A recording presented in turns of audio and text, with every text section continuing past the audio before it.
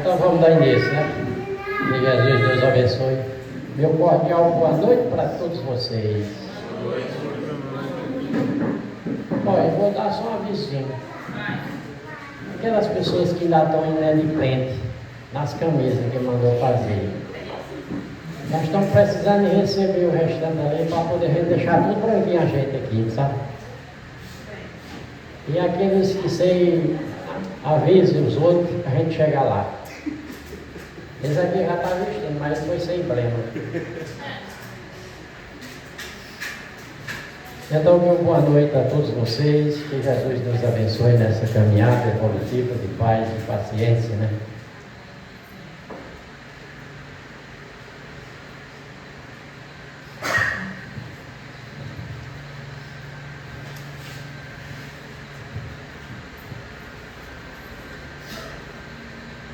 Então vamos nos aquietar, nosso pensamento, e se fazer presente aqui nesse momento, para a gente fazer essa parceria com a espiritualidade, interligar mentalmente aos mentores da casa, e que todos vocês sintam acolhidos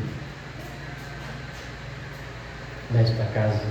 Reunimos aqui em todos um só pensamento. As preocupações depois nós vamos em conta dela, mas por enquanto vamos fazer presente, vamos nos iluminar. Que Jesus nos abençoe, nos glorifique em teu nome, que vossa Mãe Santíssima nos dê a proteção divina. Hoje, Salles, palestrante, os inimigos desencarnados, que é do capítulo 12, amai os vossos inimigos. A leitura do Evangelho vai ficar por conta aqui de Wellington. Você vai ler só o item 5.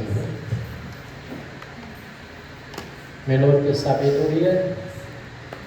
Nem tudo que nos aborrece e faz sofrer é forçosamente o mal. Quando os irmãos de José o venderam, o que parecia um mal tornou-se maravilhoso bem, pois lhe deram a oportunidade de chegar a ser governador do Egito. Tenha confiança no Pai, que sabe extrair o bem daquilo que nos parece o mal. Não se desespere, confie, siga em frente. Graças a Deus. Boa noite. Os inimigos desencarnados. Tem o espírita ainda outros motivos de indulgência para com seus inimigos.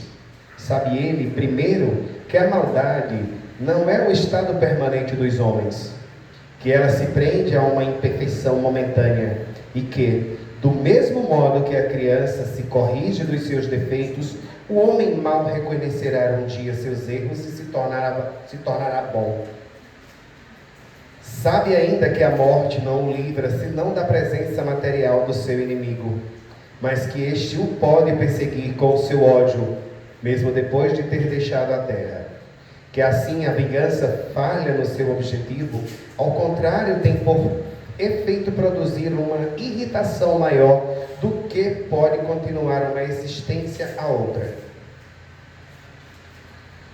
Cabe ao Espiritismo provar pela experiência e pela lei que rege as relações do mundo visível e do mundo invisível, que é a expressão.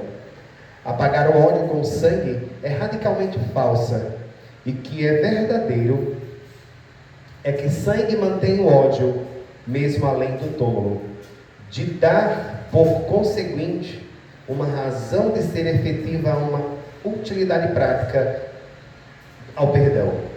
É a sublime máxima do Cristo: amai os vossos inimigos. Não há coração tão perverso que não seja tocado de bons procedimentos. Mesmo inconscientemente, pelos bons procedimentos, tira-se pelo mesmo todo pretexto de represálias. De um inimigo se pode fazer um amigo, antes e depois da sua morte. Pelos maus procedimentos, ele se irrita, e é então que ele próprio serve instrumento à justiça de Deus para unir aquele que não perdoou. Graças a Deus. Graças a Deus. Salles, fique à vontade aí e mostre. Obrigado. Esses inimigos do outro lado.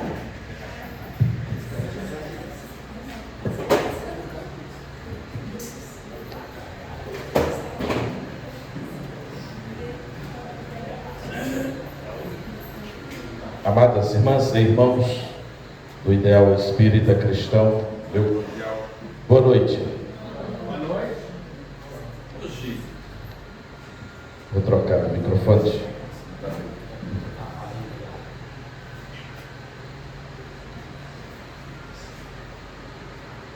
Hoje me foi dada uma tarefa um pouco complexa, porque uma vez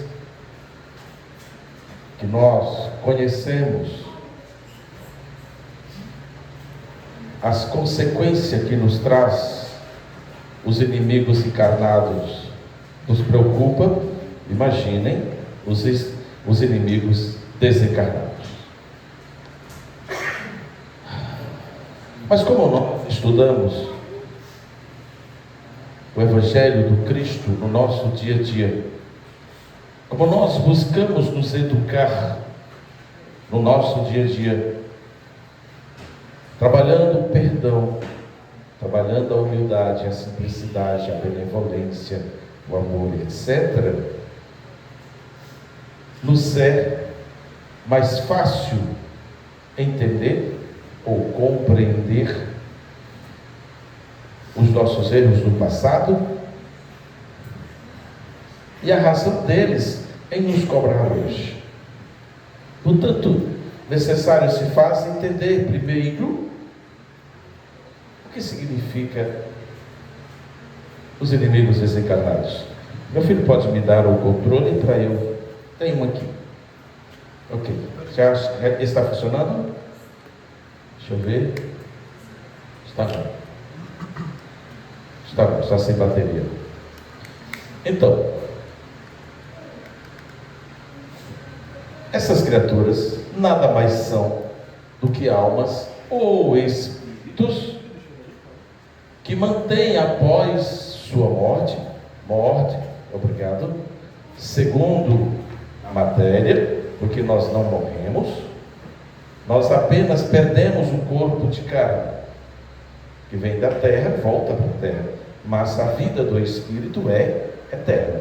Isso nós já sabemos, tá? E que, mesmo depois de terem morrido, mantém sentimentos de ódio, de mágoa, de sede de vingança, e buscam colocar isso na prática, nos perseguindo e nos atingindo principalmente nos nossos momentos de fraqueza. Quem não tem? Quem em um certo momento da sua caminhada não se torna vulnerável? E é exatamente nesse ponto aonde eles acham brecha para se vingar da gente, para se vingar ou cobrar aquilo que ele passou durante a sua existência. Portanto, são almas que ainda não trabalharam seus sentimentos, nem as virtudes ensinadas pelo Cristo, como nós estamos trabalhando aqui hoje, tá? Como o perdão, a indulgência, a benevolência, a caridade, o amor, etc. Portanto, precisamos ter um certo cuidado com as nossas querelas, ou com as querelas de alguém, para que não nos tornemos inimigos e que essa querela ou essa intriga passe para a vida futura. Conhecemos vários casos em que as criaturas já reencarnaram e ainda continuam com as mesmas brigas, com as mesmas disputas, com a mesma sede de vingança e por aí vai. E ninguém merece passar por isso em pleno século XXI. Tá? Então, como agem essas criaturas? Como agem os obsessores que nós construímos ao longo dessa caminhada? Ou em caminhadas passadas? Como eles agem? através de processos obsessivos e influência mental. Influência mental. Sintonizando-se conosco através de pensamentos e sentimentos semelhantes aos que ele gera. Ou seja, afinidade moral.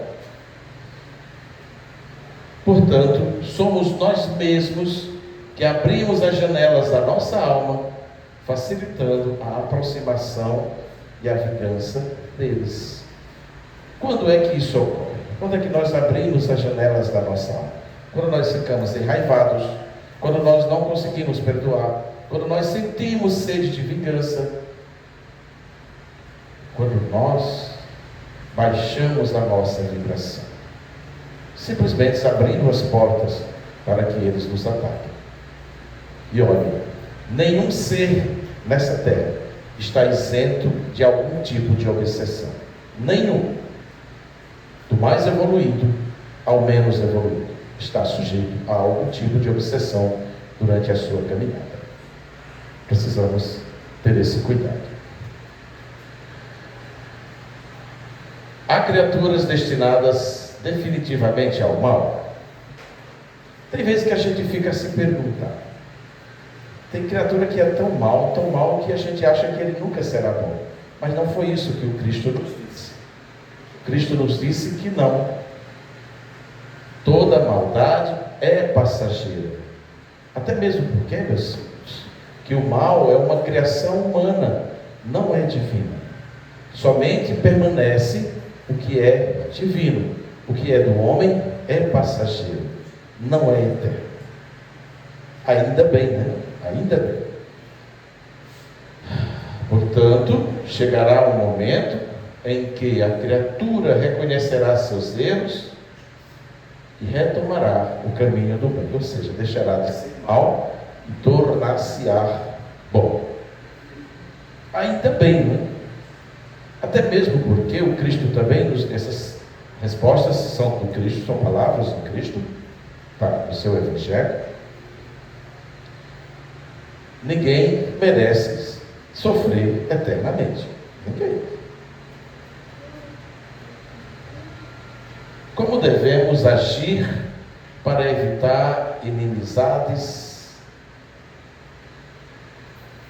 que perdurem depois da morte? Como devemos agir?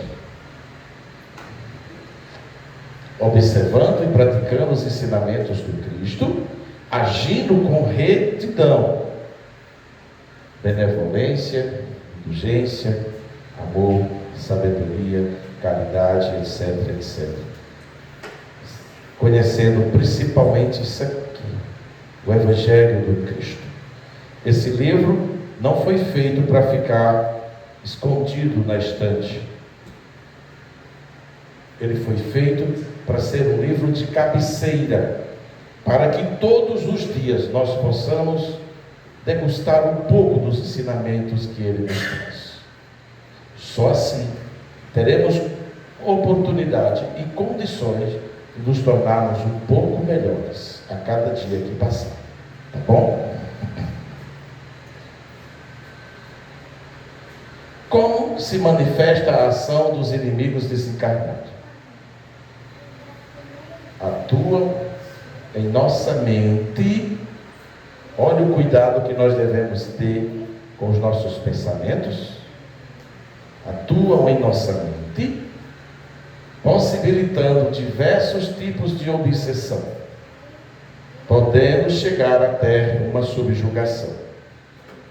Explico. Existem 3 tipos de obsessão. Quais sejam? A simples, a fascinação, que já é um pouco complexa, e a subjugação, que é a mais complexa de todas. Existem pessoas que estão subjugadas, que levam até 1 ano, ou demoram até 1 ano, como queiram, para conseguir se livrar dessa obsessão, para ser tratado completamente. Tá? Então é bom que a gente vigie os nossos pensamentos, que nós mantenhamos nossa vibração boa, para que eles não achem as janelas que a gente abre de vez em quando e adentre na nossa casa mental.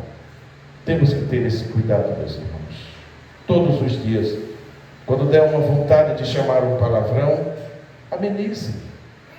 Eu hoje já faço diferente. Quando me dá a vontade de falar um palavrão, eu digo abençoado de Cristo. Olha como mudou a energia, o tom. Abençoado de Jesus, faz isso não. Age assim. Olha como mudou. E outro detalhe que nós também não podemos se esquecer é de que ouvir o mais tolo falar, ouvir o mais bobo falar, também é caridade. É uma grande caridade a gente escutar e ficar na nossa, no ignorante dizer um monte de bobagens. É uma grande caridade. Porque assim, a ofensa, ela é similar a uma brasa acesa. É uma brasa em chamas. Ele joga essa brasa para mim. Eu sou obrigado a receber essa brasa e me queimar? Não, eu fico na minha. Ele que se queime sozinho, porque ninguém em sã consciência vai lhe agredir com palavras ou com ações, estando bem. Pode ter certeza que ele está mal, ele está doente, ou do corpo ou da mente, ele está doente. Ele não está bem. Ele não está bem. Pode ter certeza do que eu estou falando. Não está.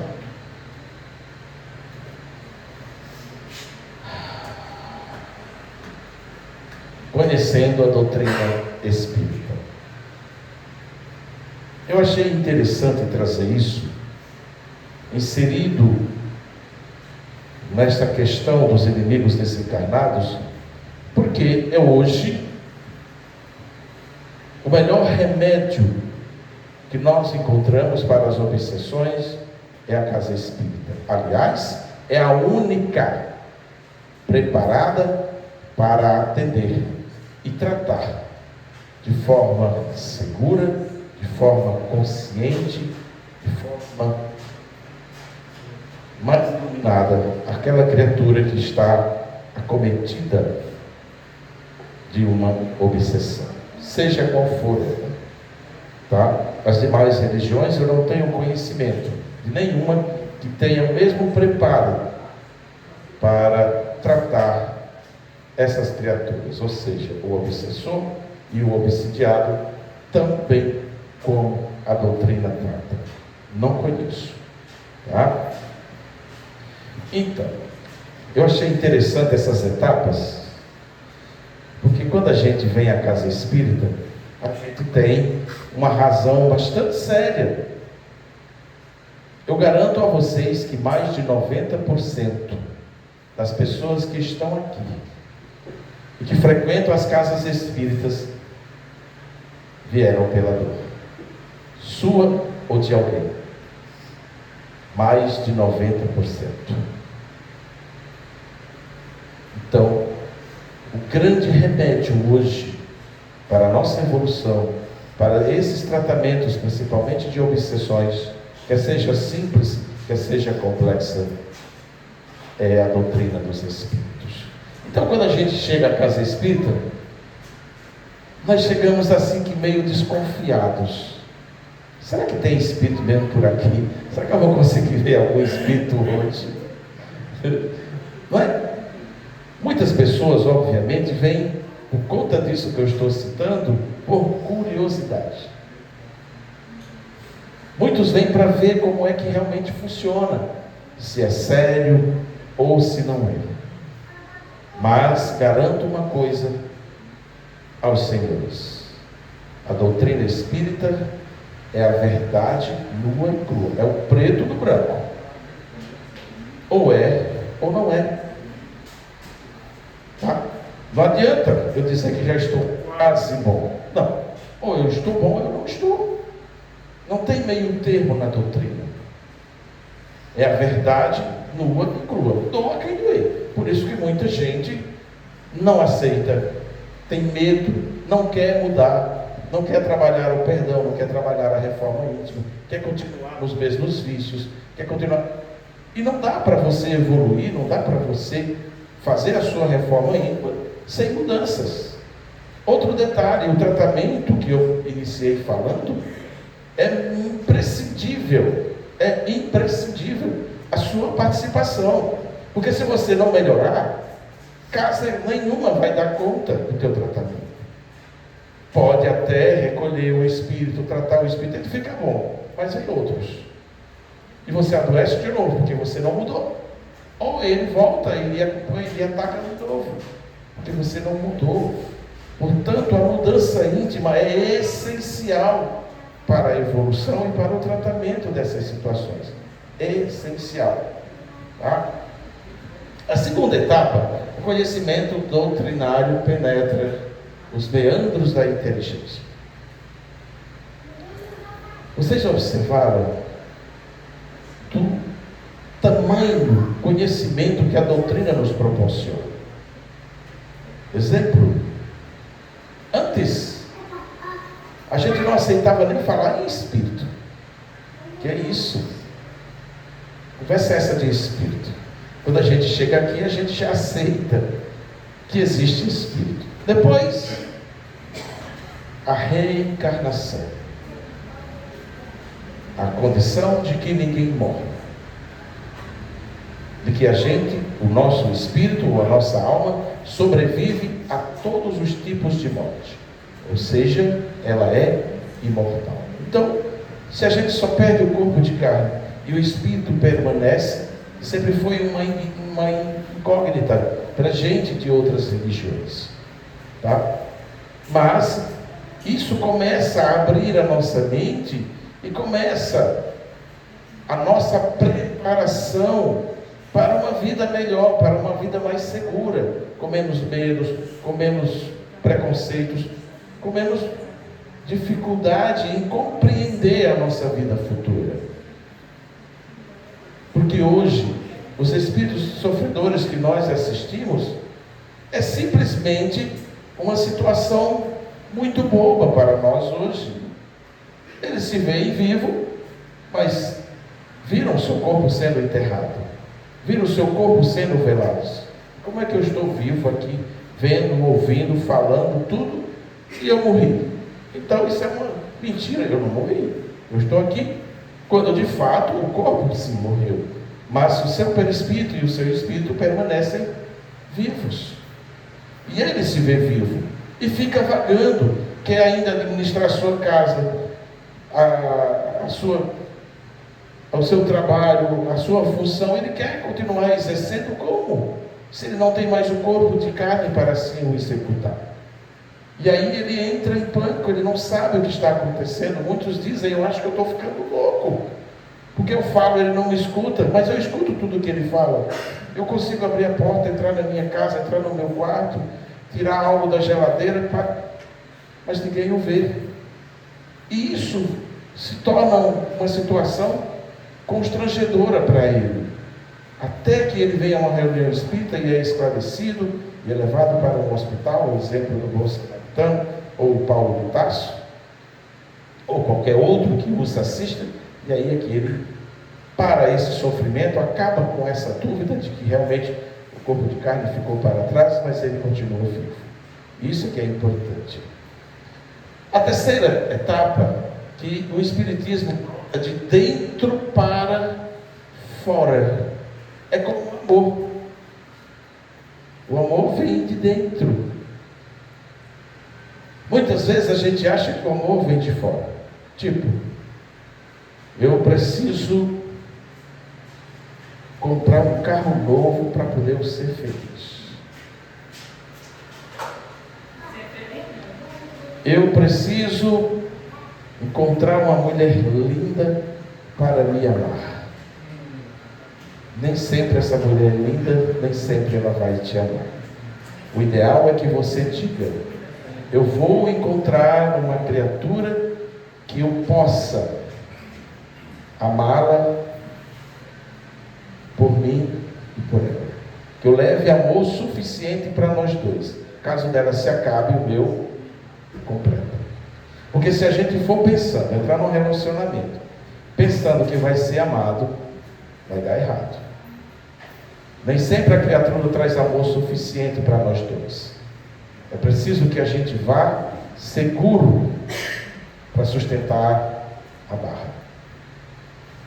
Porque no início tudo é flores. E engraçado, por que no início é tudo flores?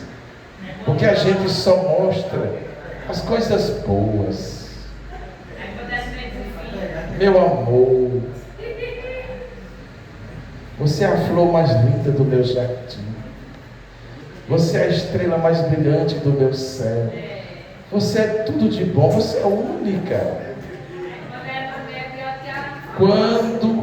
Quando as coisas apertam, já não chama mais de meu amor, já me chama de outra coisa. Já me chama de traste, de chato, de sei lá mais o que, tantos adjetivos que existem por aí. Quando na verdade a gente deve estar preparado para esse momento. Ter amor suficiente, porque quem ama, perdoa. Quem ama, liberta. Quem ama, cuida. Quem ama não agride. Quem ama não faz nada que venha prejudicar o outro. E é dando que se recebe. Então, eu só posso dar ao outro aquilo que eu já tenho. Por isso é que o amor brota de dentro para fora. Assim também como a felicidade, e etc, etc. Tá? Então, a doutrina tem essa capacidade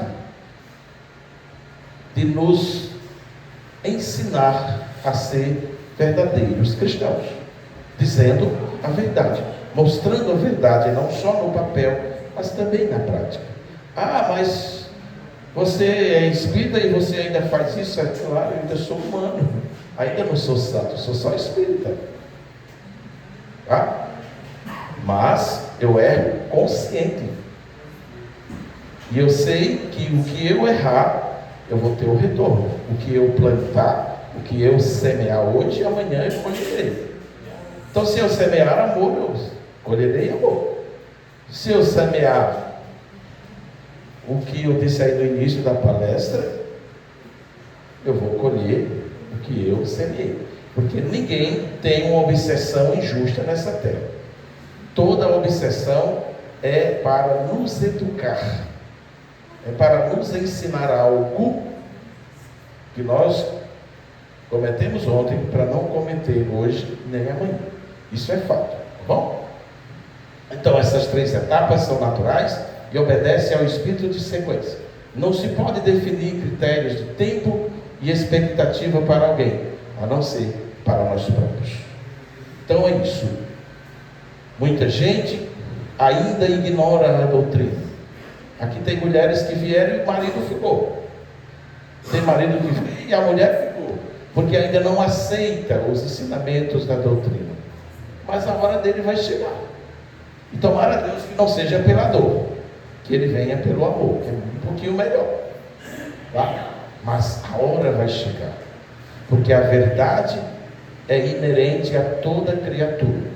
Ela vai ter que adquirir um dia, aceitando ou não.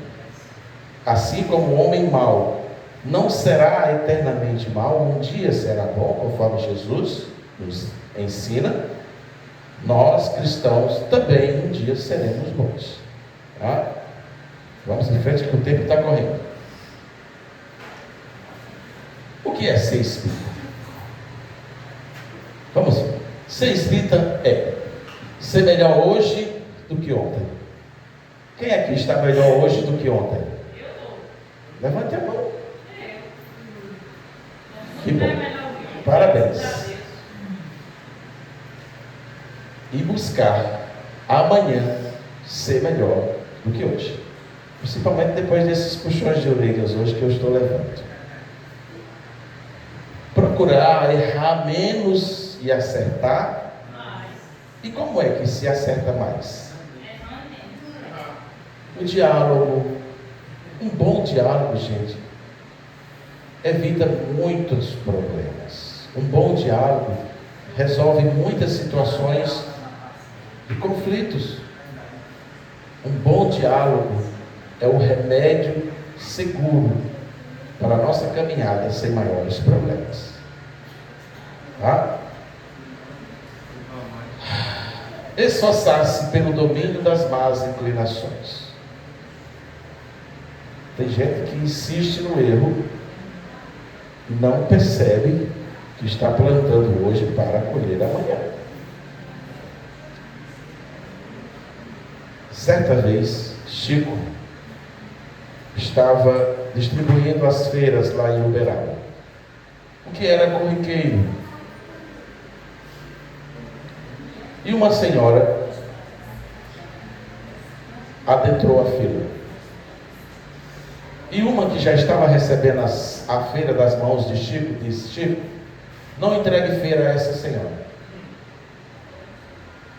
Aí ele disse: criaturinha, por que eu não posso entregar ela se você está recebendo isso? Porque só casa alugada ela tem 5. Ela ganha tanto, o marido dela ganha tanto. Olha as vizinhas fuxiqueiras, sabe de quê? Aí ele disse: filha, deixa eu te dizer uma verdade. Ela está treinando para a próxima encarnação. Vocês veem o resto. Está treinando para a próxima encarnação. Então muitas vezes nós não conseguimos entender o outro, porque ela não estava ali por necessidade, ela estava por orgulho, ela estava por ganância, ela estava tirando a feira de outra família que necessitava. Ao invés dela doar, ela estava recebendo. Sabe Deus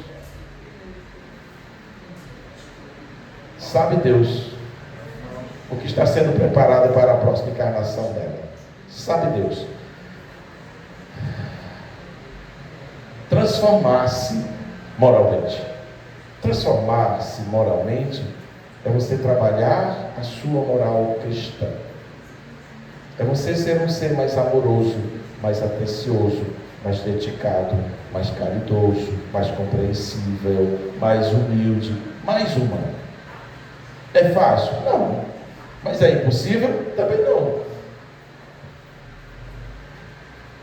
Perdoar, praticar a caridade e amar o próximo como a si mesmo. Pesou um pouquinho. Mas esse perdoar que Jesus fala tem que ser natural. E esse perdoar tem que ser constante, ainda que a ofensa seja também constante. Tá? Só assim nós conseguiríamos realizar os preceitos do Cristo. Caso contrário, ainda vamos subir e descer outras vezes. Bom? Vamos lá. O tempo está indo embora. Nós falamos muito da lei de ação e reação. E é bom a gente conhecer um pouco mais de ação e de reação. Por quê? Nos ajuda no nosso dia a dia. Sabiam? Espírito da ação. É ativo, é trabalhador, é tarefeiro, é doador de bênçãos, é estudioso e que se movimenta em torno das práticas cristãs. Esse é o espírito de ação. Movimento espírita. Ação dos espíritas na comunidade. Nós falhamos muito, e eu tenho que reconhecer isso, porque a maioria de nós não procura os mais necessitados da nossa comunidade. Nós precisamos fazer isso. Porque se a gente achar que não tem necessitado, a gente está enganado. Tem muita gente ainda passando necessidade em nossa comunidade. E muitas vezes, o que sobra da nossa mesa poderia matar a fome daquela família. O que se perde no nosso armário, se vence lá e a gente não usa, poderia matar a fome dessa família. E a gente se envergonha em vê-la passar fome, porque nós também somos culpados. Se nós temos sobrando, eis o dever de dividir. Eis o dever de dividir. Espírita da reação.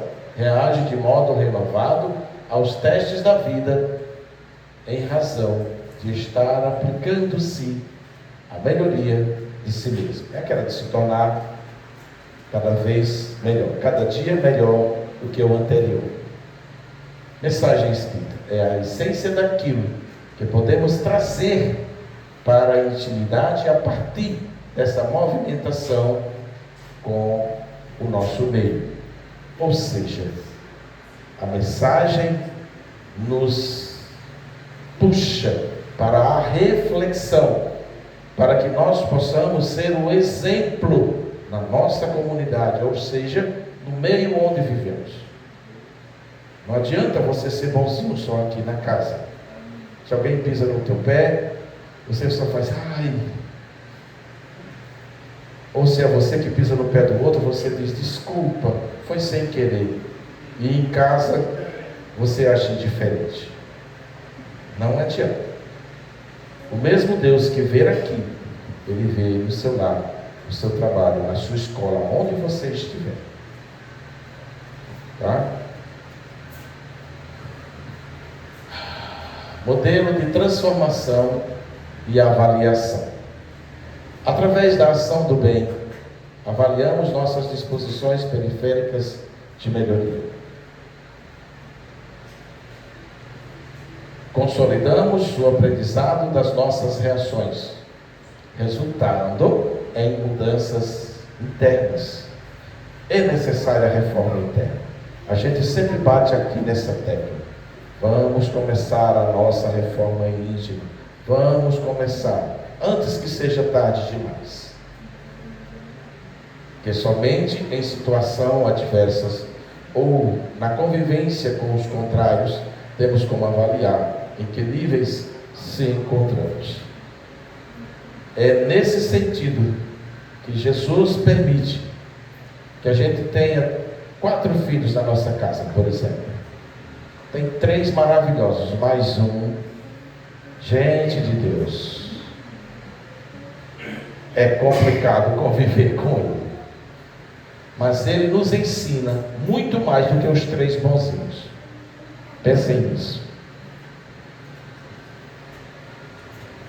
Rotina mental. Supervisão do pensamento de forma constante. Supervisionar o nosso pensamento é aquilo que eu iniciei dizendo. Tem jeito de você desviar o palavrão, não tem? Então, em vez de você dizer aquele palavrão que a gente costuma dizer, diga abençoado de Jesus, filho de Deus, meu irmão. Tem tantas outras palavras que amenizam a situação e não te comprometem, porque palavra dita não volta atrás, jamais. Diz, acabou. Mente, usina geradora. A mente é o comando do nosso ser. O nosso espírito ordena, o nosso perispírito avalia e nosso corpo físico executa. Então, é justamente aqui, nessa usina geradora, para o nosso caminhar, que precisa da nossa atenção redobrada. Redobrada. Tá? Existem pessoas que dizem assim: eu ainda fumo para apagar minhas mágoas. Eu ainda bebo para apagar minhas mágoas. E aí eu te pergunto: qual foi o médico que te disse que a nicotina do cigarro mágoa, curador do ressentimento? Quem disse? Quem disse que o álcool e suas substâncias nocivas cura alguma doença, principalmente mental? Quem disse? O perdão, sim. A caridade, sim. A benevolência, sim. O amor, sim. A caridade, sim. Mas você fala um monte de coisas. Me diga pelo menos o que a caridade gera em mim. Digo. Quando você pratica um ato de caridade, a tua glândula pineal, que é a responsável pela fabricação das ocitocinas, das morfinas, etc., ela preenche teu corpo com hormônios do amor, da felicidade, do rejuvenescimento, da bondade, da tranquilidade, da harmonização. Um ato de caridade. E para ainda ressignificar o que eu estou dizendo, ainda produz melanina, ainda reproduz outras substâncias que tiram a dor, a ansiedade, que tira o estresse. Gente, nós temos algo infinitamente melhor para fazer do que estar atacando. Sim, ainda tem um detalhe. Se você fumou uma vida inteira, ou por um certo período, você é considerado suicida na espiritualidade. Se você bebeu, mas eu só bebi 30 anos da minha vida, você é suicida na espiritualidade. A nossa irmãzinha Ilzanete, que nos ajuda aqui, teve a infelicidade de fumar um período e simplesmente perdeu 13 anos, segundo ela própria, da sua encarnação aqui na Terra. Antecipou 13 aninhos. Deus sabe todas as coisas, né? Ela precisava estar lá para estar aqui conosco hoje, mas ela perdeu 13 anos de existência aqui, poderia ter feito muito mais aqui, encarnada. E isso pode ocorrer com qualquer um de nós, se permanecer nesse vício. Perde um tempo precioso, sem nem ter noção. Mas a doutrina esclarece. Então, vamos para frente. O assunto é bom, é gostoso, mas o tempo não aguarda. Já passou? Reflexos, tudo começa nos reflexos. Reflexos do automatismo, dos sentimentos, das atitudes e das palavras. Não vou ler isso aqui tudo para a gente ganhar tempo. E o que é que os reflexos influenciam na nossa vida? No nosso comportamento. Vocês já observaram que tem pessoa que chega perto de gente, a gente já olha assim do lado, só porque tem uma tatuagem, um brinco, um piercing, sei lá o que, isso é um asilado. Será que é mesmo? Isso são os nossos reflexos, porque está na nossa cultura que quem usa essas coisas não é uma boa pessoa. E isso não é verdade, gente, pelo amor de Deus. Conheça primeiro para poder julgar. Tá bom? Tenhamos cuidado com isso. O processo da reforma íntima inicia-se pela educação dos nossos sentimentos. Tá? Ponto comum do labor iluminado de todos os homens na terra. Educação é trazer à luz uma ideia, até que vem do latim, significa levar para fora, fazer sair, extrair, tirar, ou seja, é a gente tirar de nós o que tem de melhor. Mas para isso precisamos nos educar primeiro. Eu não dou aquilo que eu ainda não possuo. Eu só posso doar aquilo que eu já conquistei. Se eu não tenho amor em meu coração, eu não posso dar amor a vocês. Agora, se eu tenho, eu posso dividir. Tá? Então vamos para frente. Algumas mudanças são necessárias para a nossa reforma íntima, como eu falei há pouco. Primeiro, não ser contra nós, e sim nos aceitarmos como somos. Eu já ouvi muitas pessoas dizerem: eu não estou satisfeita com o meu corpo. Bonito é o corpo de fulana, bonito é o corpo da atriz tal, de não sei o que. Gente, o corpo mais belo que existe nessa terra hoje é o seu, porque você é única, você é uma individualidade única. E é, inclusive, o corpo mais perfeito que você conquistou ao longo das suas encarnações até aqui. Então, pelo amor de Deus, se olhe no espelho e diga: eu me amo, eu sou feliz. Digam isso, por favor. Se amem, se respeitem. Isso é essencial para um dia melhor. Tá? Não é reprimir e sim educar. Não é exterminar o mal em nós, e sim fortalecer o bem que está adormecido em nossa consciência. Fortalecer o bem. Gravem bem isso. Que já existe em nós. É só fortalecer, só deixar ele brotar, só deixar ele crescer e adoutrinar nossos olhos para isso. Tá? Outro. É menos contenção e mais conscientização. É aprender a dar ouvidos ao bem divino que está na nossa intimidade. Procuremos a cada dia fazer algo mais pelo bem de nós próprios e do nosso próximo. Não destruir ou aniquilar o homem velho, e sim transformar e aperfeiçoar a nossa natureza. É por isso que muita gente diz: eu deixei de ser um homem velho, agora eu sou um homem novo. Se melhorar, será assim. Vamos, mais alguma coisa? O seu Chico já está olhando para mim, eu não sei bem o que ele quer, mas eu acho que ele está pedindo para eu terminar. Vamos lá. Quando começamos a cirurgia moral em nós mesmos, fazemos-lo em silêncio, acumulando forças para o grande trabalho de fecundação. A salvação, no termo em que devemos compreendê-la, é a conquista da alma, e não doação de onde quer que venha. É bênção de Deus nas linhas do tempo, é maturidade do Espírito.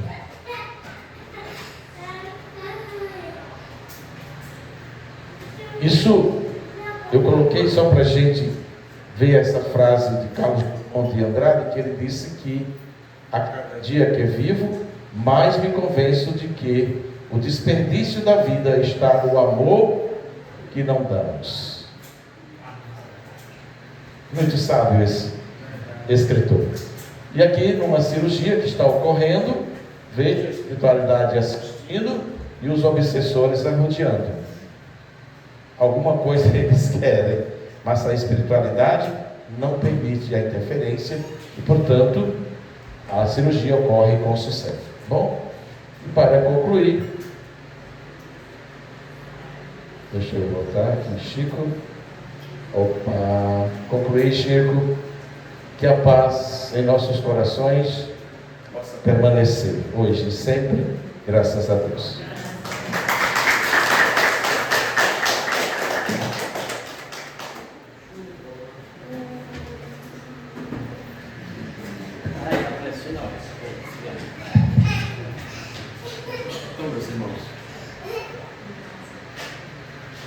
Então, meus irmãos, vamos continuar nessa vibração, agradecendo a Jesus pela oportunidade que Ele nos deu hoje de aprender um pouco mais sobre os seus ensinamentos, sobre os cuidados que devemos ter ao longo dessa nossa oportunidade, e solicitando que nos fortaleça, Mestre, sempre na luz do Teu amor, dos Teus ensinamentos, e que Tu não solte a nossa mão jamais, para que contigo possamos sempre vencer, possamos sempre estar melhor do que no dia anterior.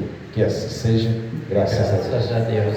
Agora vamos nos organizar para o passe e vamos com fé e pedir pelos nossos problemas, né? E aqui fica o meu boa noite e aquele abraço.